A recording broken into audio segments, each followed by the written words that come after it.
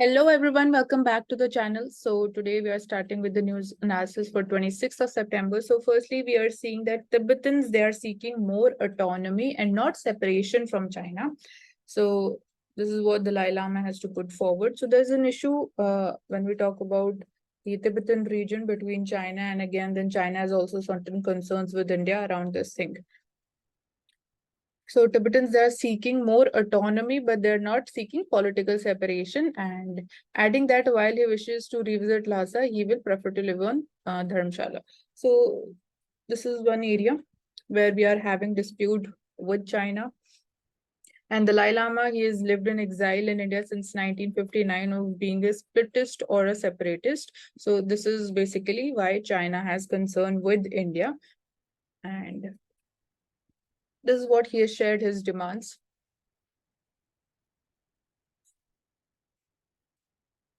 Then Supreme Court questions the quality of education in Uttar Pradesh.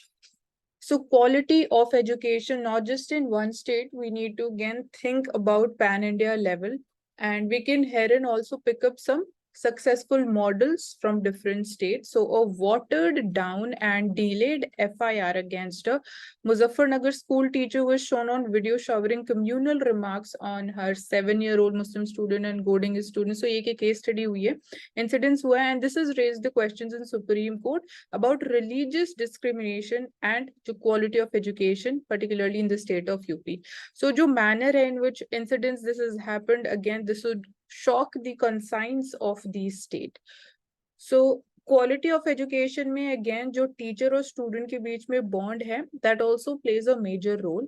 And apart from this quality of education में how far we have been able to take education to the last mile. Usme, now we are also having the National Education Policy 2020. So how that is going to improve quality of education, that needs to be again more thought about and assessed.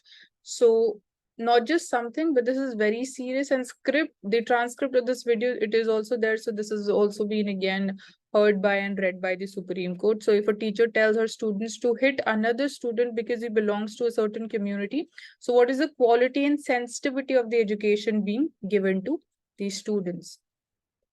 So this issue has been highlighted.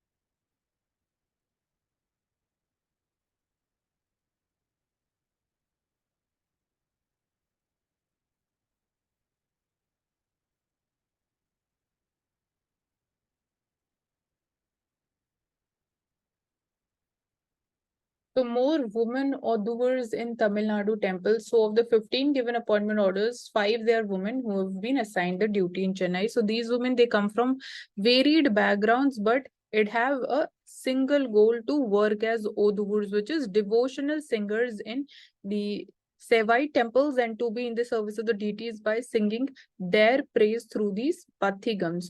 So herein when we see women discrimination, this is we are seeing a progress which breaks the shackles of the gender discrimination. And apart from this, we can see the cultural perspective, so we can understand how this becomes important.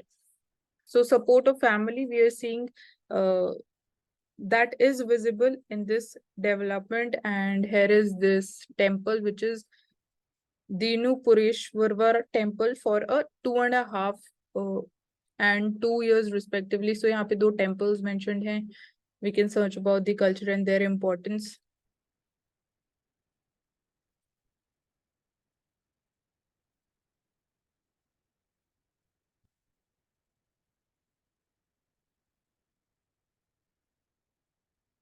So shifting world order में अगर हम बात करें, how the world order is shifting, क्या new developments हमें देखने को मिल रही है. So let's understand this. So again, China का क्या perception है and then how it becomes cautious for us. So euphoria about G20 outcome jo tha under India's presidency, it needs to be tempered given jo many dark clouds that exist on the horizon. So one of them is China. It might have welcomed the Delhi declaration, but again jo inherent forbidding bhi visible hai in its affirmation that G20 it was intended to be a forum for economic cooperation and not a platform for resolving geopolitical and security issues. So initial years agar hum G20 की बात करें तो उस time पे main objective ये था, it was created as a forum for economic cooperation, but over time we saw that now it has become a platform for resolving even geopolitical and the securities issues as well. And another key outcome was this the West Asia Economic Corridor. This we've discussed in detail specifically. So China, it has sent implicit warning that it should not become a geopolitical tool, this economic corridor, because it is also seen as an alternative to China's Belt and Road Initiative. Then India, for its own sake, it has to be wary given jo fluid situation hai across the globe. China, it remains hegemon in Asia, notwithstanding China's economy becoming embroiled in extended stalemate. So China, maybe we are seeing economic slowdown ho raha hai, but again, जो उसकी assertiveness है, we are still dealing with that. So while many in West, they view कि जो China का situation है of debt deflation and demographic decline, these are kind of an opportunity which can be leveraged, and they remain oblivious to the reality of China's known capacity to resort to various means to overcome its problems. So again, we need to be wary of this thing also कि China का क्या next step होगा as a solution step to these two major problems. And again, India remains obvious target for the China, and that is also is in crosshairs. जब हम बात करते हैं the border dispute that we're still having, we're not able to again resolve it, not getting any kind of sustainable solution for that. Although we are having disengagement talks, but ऐसा कोई major outcome अभी नहीं निकल के आया. So the West, it can possibly live in a situation with several of the strategies to contain China that has failed. And India cannot live because again, we are sharing our border with China. So दो aspect है West का acknowledgement of India's growing economic strength, and second is India's membership of the Quad. This calls for abundant caution on India's part since China it is unlikely to take kindly to either of them. So that's there again. India कैसे balance करेगा अब चीजों को, वो हमारे लिए एक task हो जाता है. Return of two blocks. When we see herein the character of G20, it has been changing in recent years. जो contrast है the role of G20 during 2008-9 global financial crisis जो हुई थी. So with its role in the recent years, we see the main focus of G20, it has been on the global political conflicts and less on the nature of the global economic landscape. तो जो उसका again initial objective था, वहाँ पे उसका focus थोड़ा कम होता हुआ दिखाई दे रहा है, and it is shifting more of its focus towards the global political conflicts. So एक ये again जो हम बात कर रहे हैं shifting world order, तो यहाँ पे we are seeing the shift. Rules based world order में अगर हम बात करें, it has become a catch all phrase of merely one segment. जो reality है is that the world faces emerging world disorder. So we always talk about specifically जब Indo-Pacific region की हम बात करते हैं कि we are following or we should follow the principles in order to establish or again to continue with the rules-based world order. But at the same time, instead of seeing establishing a rules-based world order, we are seeing emerging world disorder. So return of two antagonist blocks and shrinking space for the non-aligned. So यहाँ पे हम बात कर रहे हैं एक तो NATO की, जिसकी वजह से we have seen कि Russia-Ukraine war start हुआ है. So new NATO, it is set to become even more dependent on the US for the military supplies and capabilities to be able to act as a bulwark against the Russian expansionism. So एक ये पूरा area है around which is surrounded around NATO, and it is working on these lines. And Russia and China in turn, they are also deepening their strategic alignment. So this is the second area. So Russia, China closeness is increasing. Countries like North Korea, they are also cementing their relations with this bloc. So इसके around जो हमारे concerns हैं again regarding even nuclear attack, because North Korea is also trying to increase its presence and strengthen its relations with Russia and China. So these three countries together, we need to look into that. And fading non-alignment. So the many new alignments, they are set to deal a death blow to the concept of non-alignment. So even we are seeing that नाम की अगर हम बात करें तो its influence is also declining, so it is proving increasingly difficult for the countries to remain non-aligned in the truest sense of the word. So even यहाँ पे भी जो नॉन अलाइनमेंट का वी कैन से मीनिंग है वो change हो रहा है आज के टाइम में. लिटरल सेंस में to remain non aligned it has become a challenge. So even existing formations जो हैं like BRICS, they are also tending to find the situation untenable. So given जो मल्टीप्लिसिटी ऑफ रिलेशनशिप्स है, जो multilateralism पे हम आज focus कर रहे हैं, सो उस सेंस में remaining non alignment is a difficult task. So with the strengthening of the rival camps holding the divergent visions of the international order, the world confronts a dismal future. So it may not be too far wrong to surmise that notwithstanding all the glitz surrounding the 18 G20 in New Delhi, जो obligatory references to the importance of the global south among its priorities, countries like India, we saw still remain notional pieces on the checkboard of the international politics. So that's how कुछ concerns जो हमें again we need to think about them, कैसे हम deal करेंगे. और जो shifting world order है, again how things are getting realigned, firstly वो पता होना इंपॉर्टेंट है. एंड उसके लिए भी हम कैसे आगे चीजों को सक्सेसफुली स्मूथली वर्कआउट कर सकते हैं.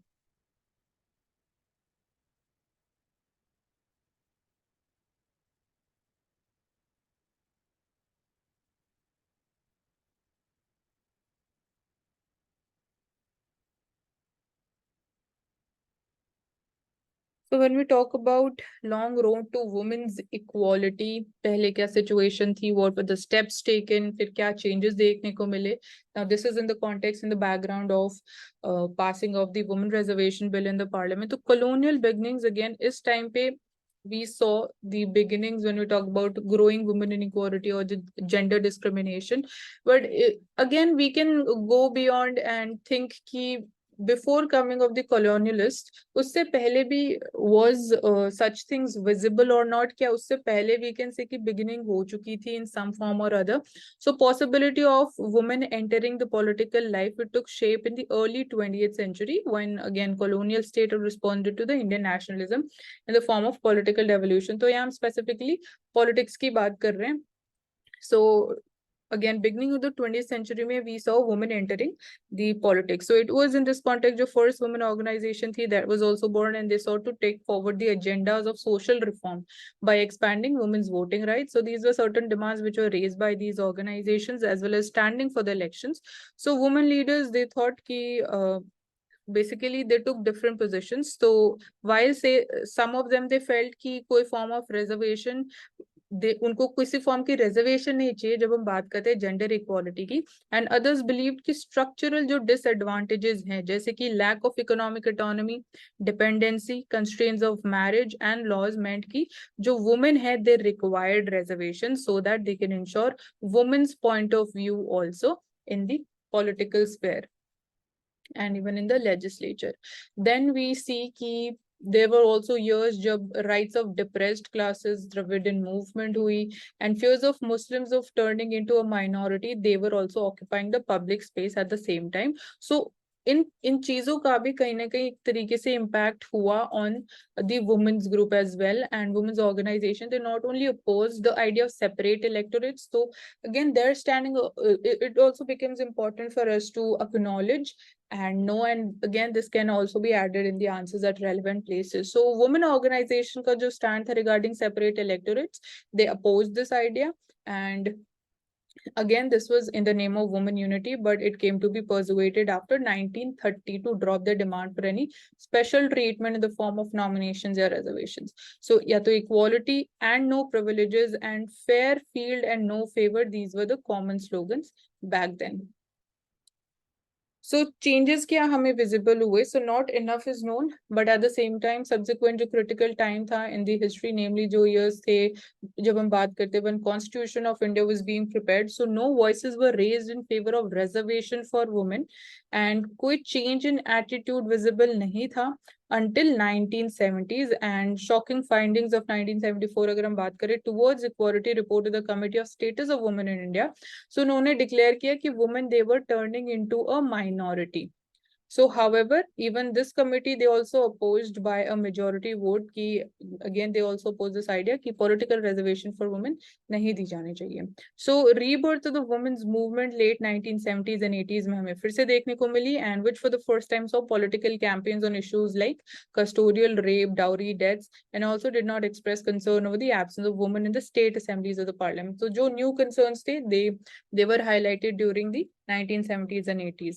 So 1990s की अगर हम बात करें, we saw the change in orientation through opinions that differed. तो उस टाइम पे भी obviously differences थे, लोगों के different stands थे. Specifically अगर हम women की बात करें, तो while there was general agreement कि there need to be we need to revive the moribund village panchayats जहाँ पे 1/3 reservation होनी चाहिए women के लिए, and this was achieved and implemented as well. So few groups, they came out openly in favor of the 1996 जो women reservation bill first time table किया गया parliament में. Then equally noteworthy was the form of opposition also to this. Then यहाँ पे different political parties के क्या stand थे, that is also mentioned. So today we are in strange situation जहाँ पे everyone, it is in favor of women's reservation as though patriarchy it has disappeared. मतलब इस तरीके से we are seeing the support to women's reservation bill, या जिस तरीके से support हमने देखा, कोई opposition नहीं था, and कहीं ना कहीं in the background it seems कि पेट्रियार्की एग्जिस्ट ही नहीं करता, इस तरीके से strong support was visible. So ruling party seems to believe कि it has successfully domesticated the women's issue, but again merely we can't say कि bill pass होने की वजह से चीजें change हो गई हैं. जो और issues हैं, like suppose यहाँ पे patriarchy mentioned है कि patriarchy के ऊपर हमने like we won over patriarchy by passing over this bill. So और भी areas है जिनको address करना important है. क्या cultural जो values जो changes हैं, जिस तरीके से again the children they are brought up, क्या वहां पे changes आएंगे because of passing of this bill? तो I don't think so. इस bill की वजह से changes आएंगे. We can go ahead with other steps to address those issues. So that's all about this addressing women equality. क्या history में movements रही, क्या क्या demands थी, कैसे again we saw reorientation during 1970s and 80s.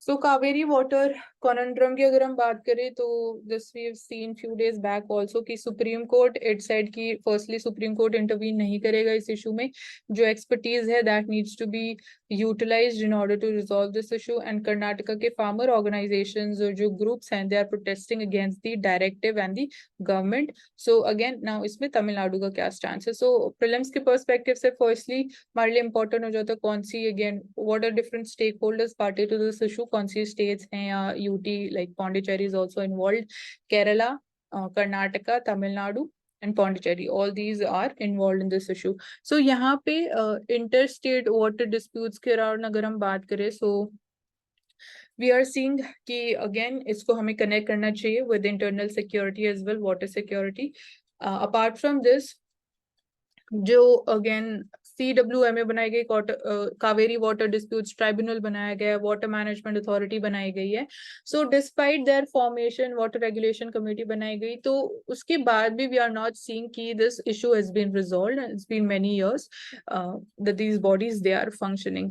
तो Karnataka since वो एक अपर रिपेरियन स्टेट है, तो it obviously blocks the water supply to Tamil Nadu. And again Tamil Nadu की जो डिमांड्स रहती है कि they need higher share of water, and specifically when we are seeing weaker monsoon, तो ये issue थोड़ा और we can say it flares up.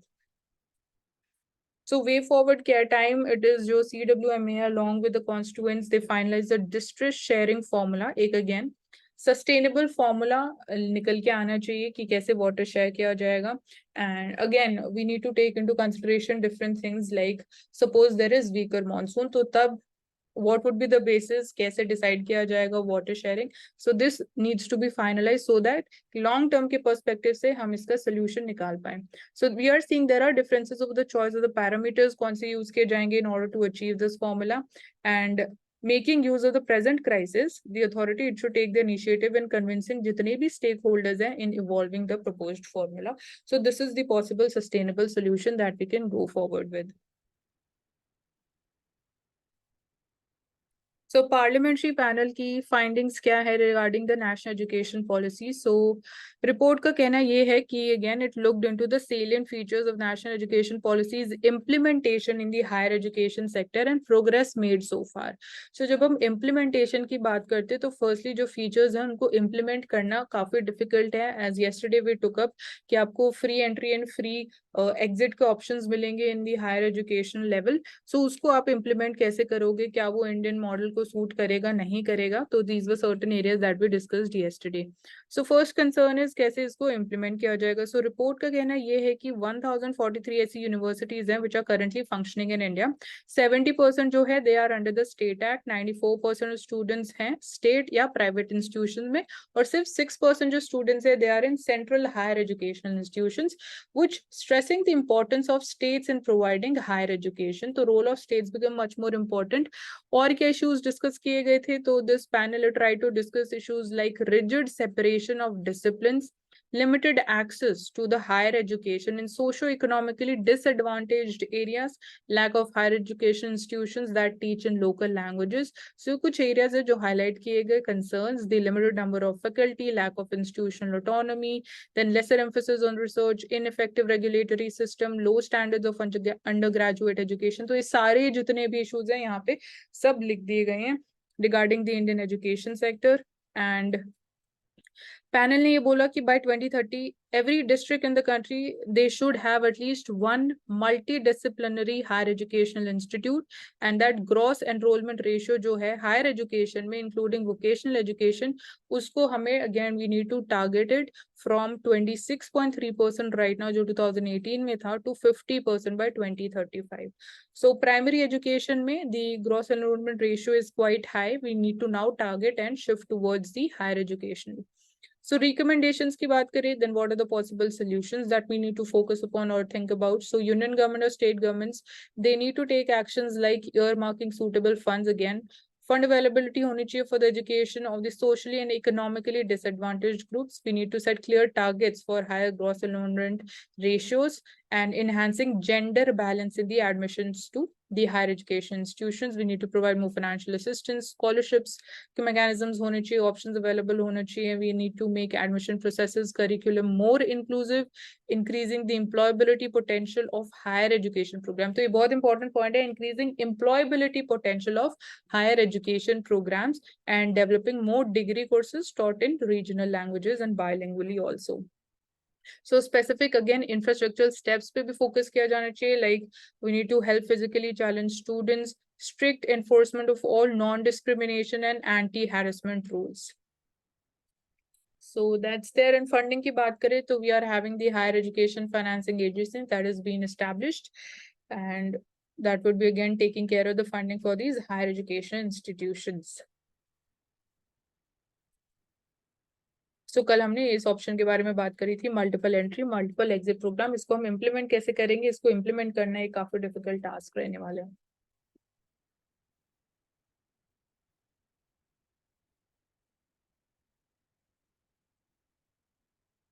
So Northeast India की अगर हम बात करें तो why it cannot be treated as a single homogeneous territory. So the again firstly जो अगर हम बात करें map work के perspective से, so we need to be clear with the location of different states, location of their capitals. So it comprises of states of Arunachal, Assam, Manipur, Meghalaya, Mizoram, Nagaland, Sikkim and Tripura. So these are home to numerous ethnic communities who have migrated from all points of the compass, and जो उनकी heterogeneity है, their differing experiences, that is why this is a simple reason हम इसको as a homogeneous territory treat नहीं कर सकते हैं. They are having different demands, different issues हैं, and women conflicts हैं, social reality is different है different states की, even different micro regions की, जो tribal dominated areas हैं, hilly states हैं. So that's there. And yeah, so these are the simple reasons why we can't treat them like a homogeneous territory.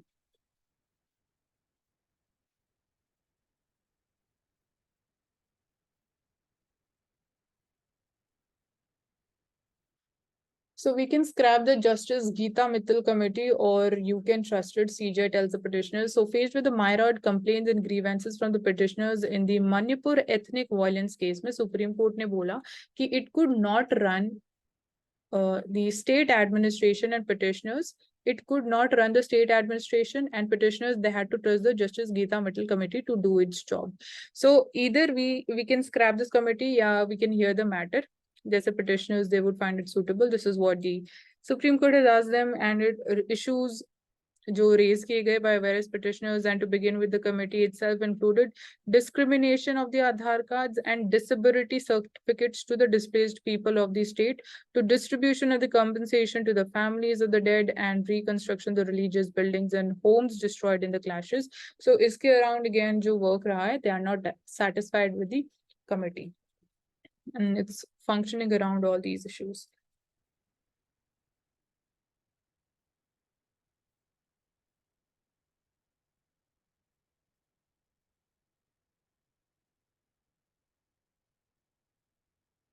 So what are the reasons behind sinking of Joshimath? So जब हम specifically hilly states की बात करते हैं, so this is one thing that is visible when we talk about the impending disaster, that is subsidence of the land. So seismic activities, construction loopholes, population pressure, poor drainage system, ये main factors and which has been cited for the sinking of Joshimath.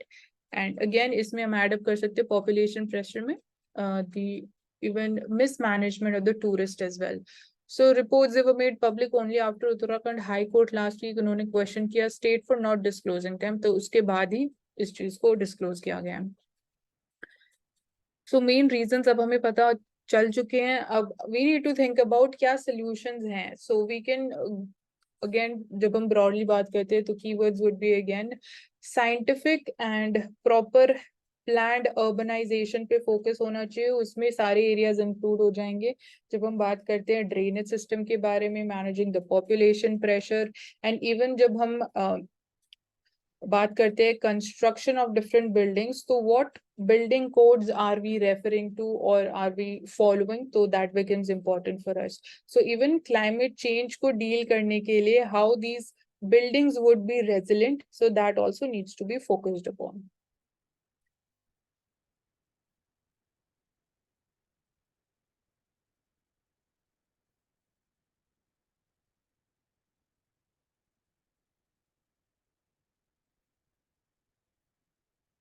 Business page पे we see banks to attract more global investment according to S&P Global. So higher credit growth हमें देखने को मिल रहा है. There is improved margins and stable asset quality which is boosting lenders prospects. So these are the major reasons जिसकी वजह से we expect कि global investments would be flowing into the banks. And इसमें भी private sector banks, they are drawing a bulk of the foreign investors capital. So big draw में market value of the foreign institutional holdings on the Indian banks, वहाँ पे हमें increase देखने को मिल रहा है. जो 93.5% of the value of the foreign institutional investors bank holdings हैं, they are concentrated in the biggest private sector banks. So why just private sector banks? Why the foreign investors, they are not trusting the public sector banks? So that can be thought about. And apart from this, again, यहाँ पे भी if we think broadly, so resilience, robustness, and the sustained momentum of the growth of Indian economy, that is, we can say, yeah, बाकी factors हैं when we talk about attracting foreign investors into India. So SARFAESI Act, how far it has been successful again in dealing with NPAs and banks, they've been told to display the information on borrowers which are linked to SARFAESI Act. So herein also talking about more transparency when it comes to sharing this information. So again, this is around NPAs only, कि banks, they need to be transparent while sharing this information. So Reserve Bank of India has asked the regulated entities, namely commercial banks, non-banking financial companies, कि उनको information share and display करनी पड़ेगी regarding कि borrowers whose secured assets they have been taken into possession by these regulated entities under this SARFAESI Act. So again, this is for fostering more transparency so that again people can also trust these different financial entities. Then RBI governor, he warns against excessive dominance in the bank boards, जिसकी वजह से again the quality of governance is being compromised. So RBI governor sought better compliance from the UCBs, urban cooperative banks, and warned of dissatisfactory levels of NPAs. So he cautioned कि bank boards में they're against allowing excessive dominance by one or two members. So again, इस पे focus करना important है. We need to do away with this because कहीं ना कहीं ये पूरे फिर अगर हम बैंकिंग सिस्टम की परफॉर्मेंस उसकी स्टेबिलिटी की बात करेंगे तो आने वाले टाइम में it can get compromised. So specifically urban cooperative banks में ये प्रॉब्लम ज्यादा देखी गई है.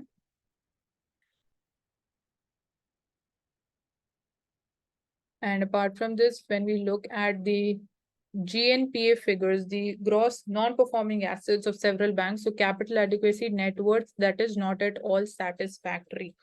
So even ये भी urban cooperative banks में NPAs की अगर हम बात करें, so this is also something which needs to be addressed, needs to be looked into. So coffee sector of India, we talk about this. Firstly यहाँ पे जो बेसिक कंसेप्चुअल चीजें हैं, what are the climatic conditions required for cultivation of coffee plantations, coffee trade, coffee board, different जो stakeholders है, that is important. So coffee trade के बारे में we can talk about. So यहाँ पे we are seeing की union ministers to say कि coffee it is a unifying force that can bring countries together. So he is talking about coffee trade, the prospects around it. And it being an international commodity, so again we can leverage this thing. It is a unifying force that can bring ethnicities, cultures, countries and colors together and help sustainability and regenerative agriculture as well at the same time. So he was there at the 5th World Coffee Conference. So this was being held for the first time in Asia, in Bengaluru. And apart from this, herein also women can also play an important role, importance of more women entering the coffee industry. And apart from this, you need to find out कि coffee पे MSP दी जाती है कि नहीं दी जाती है.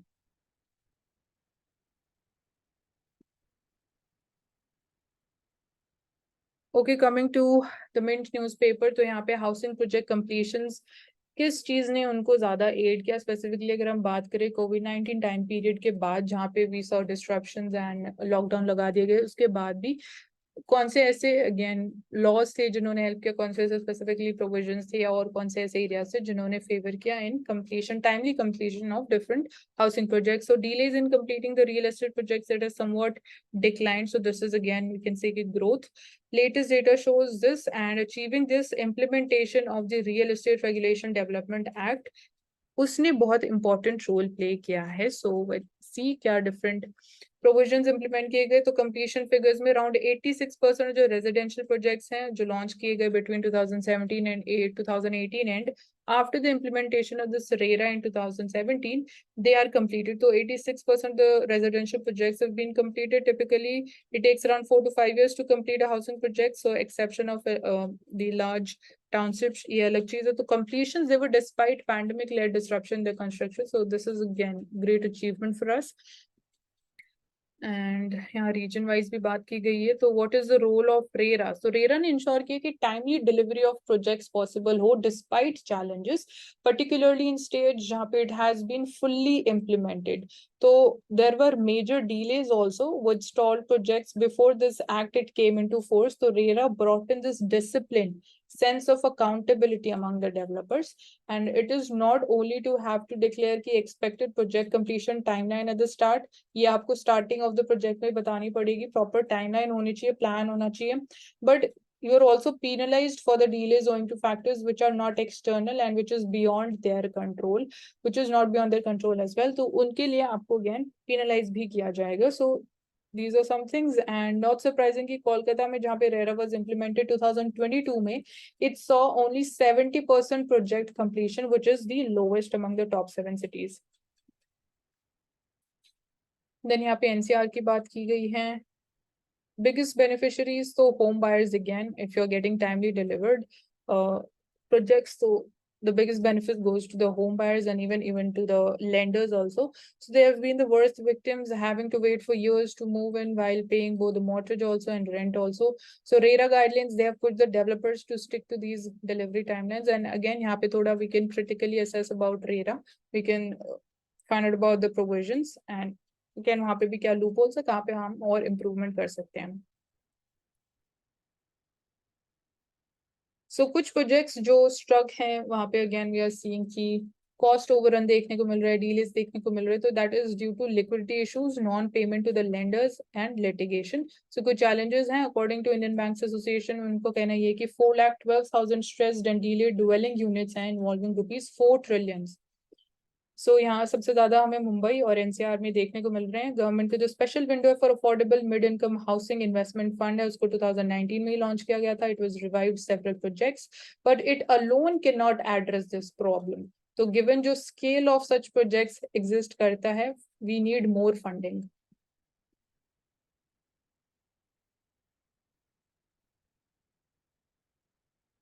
So quote of the day is, regulation, it has been not a pure good, but it's been good in a lot of ways. And I don't want to have to make an opinion about every time I step on an airplane, how safe it's going to be.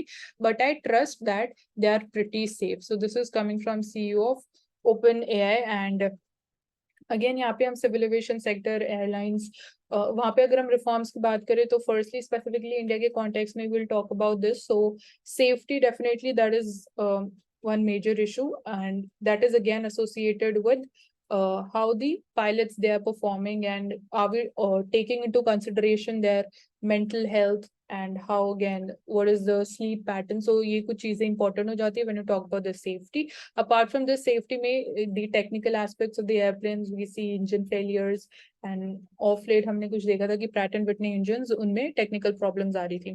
So this is around safety. जब हम बात करते हैं again consumer interest की, so consumer rights की जब हम बात करते हैं, तो एयर प्राइसिंग के बारे में we need to again have a proper single formula, common framework होना चाहिए. हमें पता होना चाहिए कि कैसे एयर टिकट्स के प्राइसेस डिसाइड किए जाते हैं. So this is something we can focus going ahead.